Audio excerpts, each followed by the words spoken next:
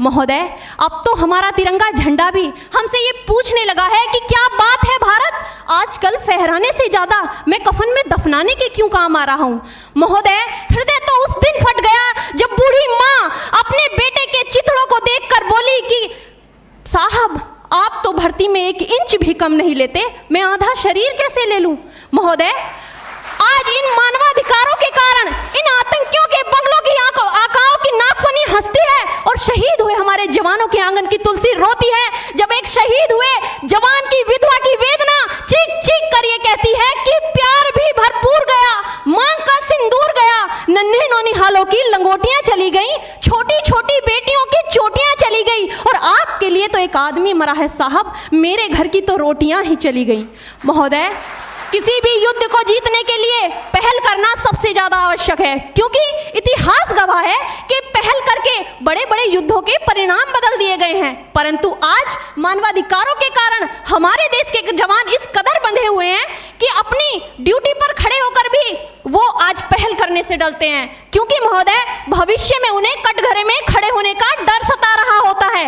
वो ये जानते हैं कि चाहे एक उग्रवादी की राइफल से निकलने वाली गोली को ये तय करना पड़े या ना पड़े कि वो किसे लगेगी, लेकिन हमारी राइफल से निकलने वाली हर गोली को ये निर्णय लेना पड़ता है कि चाहे वो किसी निर्दोष को लगे, दोषी को लगे या ना लगे, परंतु किसी निर्दोष को नहीं लगनी चाहिए। यदि ऐसा हुआ तो ना तो ये समाज हमें छोड़ेगा, ना ही तिल का ताड़ बनाने वाली ये मीडिया हमें छोड़ेगी। और महोदय, मानवाधिकार के तले किसी जवान को दबाकर युद्ध के मैदान में छोड़ देना कोई वीरता नहीं, एक आत्महत्या है। क्योंकि महोदय, फूल को श्रृंगार दो ये मुमकिन नहीं और एक वीर को झनकार दो ये मुमकिन नहीं। जो हाथ बांध दे सेना के, ऐसे मानवाधिकार का पालन संभव नहीं। महोदय, आज सत्यनिष्ठा के मार्ग पर चलते हुए भी हमारे देश का जवान इन आतंकवादियों, इन पत्थरबाजों से डरता है, क्योंकि वो जानता है कि उसकी राइफल से निकलने वाली गोली अगर टारगेट को हिट नहीं भी करेगी तो भी 400 मीटर तक जाएगी, और यदि इस बीच वो किसी निर्दोष को लग गई तो महोदय, हमें अपनी नौकरी से हाथ तक धोना पड़ सकता है। और महोदय, अपनी नौकरी को बचाने की खातिर एक जवान आज ये सोचता है कि चाहे सांप मरे या ना मरे, परंतु लाठी नहीं टूटनी चाहिए, क्योंकि आज हमारे देश के हालात कुछ ऐसे हो गए हैं कि चिरागों को हवाओं में उछाला जा रहा है, हवाओं पर भी रोब डाला जा रहा है। अरे हम ही तो बुनियाद है आंतरिक सुरक्षा की, और आज हमें ही नौकरी से निकाला जा रहा है।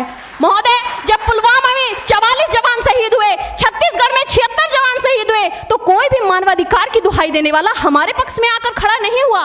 परंतु जब जेएनयू विश्वविद्यालय में एक देशद्रोही के द्वारा भारत तेरे टुकड़े होंगे, अफजल हम शर्मिंदा हैं जैसे देशद्रोही नारे लगते हैं, तो सारे मानवाधिकार के ज्ञाता आकर उसके पक्ष में खड़े हो जाते हैं। तभी तो क्या कहा था उस देशद्रोही ने कि तुम एक अफजल को मारोगे, हर घर से अफजल निकलेगा। तो मैं भारत की बेटी अपनी भारतीय सेना की तरफ से आज ये ऐलान करती हूँ कि उस घर में घुसकर मारेंगे जिस घर से अफजल निकलेगा, वो कोख नहीं पलने देंगे जिस कोख से अफजल निकलेगा।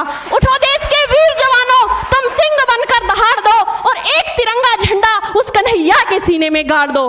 महोदय, अंत में अपनी वाणी को विराम की ओर ले जाते हुए मैं सिर्फ इतना ही कहना चाहूंगी कि मुझे अफसोस है अपने देश की न्यायिक प्रक्रिया पर, जहां आज भी रात के 12 बजे अजमल कसाब जैसे आतंकी के लिए सर्वोच्च न्यायालय के दरवाजे खोल दिए जाते हैं। ऐसे देश से मानवाधिकारों की अनुपालना करते हुए आतंकवाद और उग्रवाद से कभी नहीं निपटा जा सकता।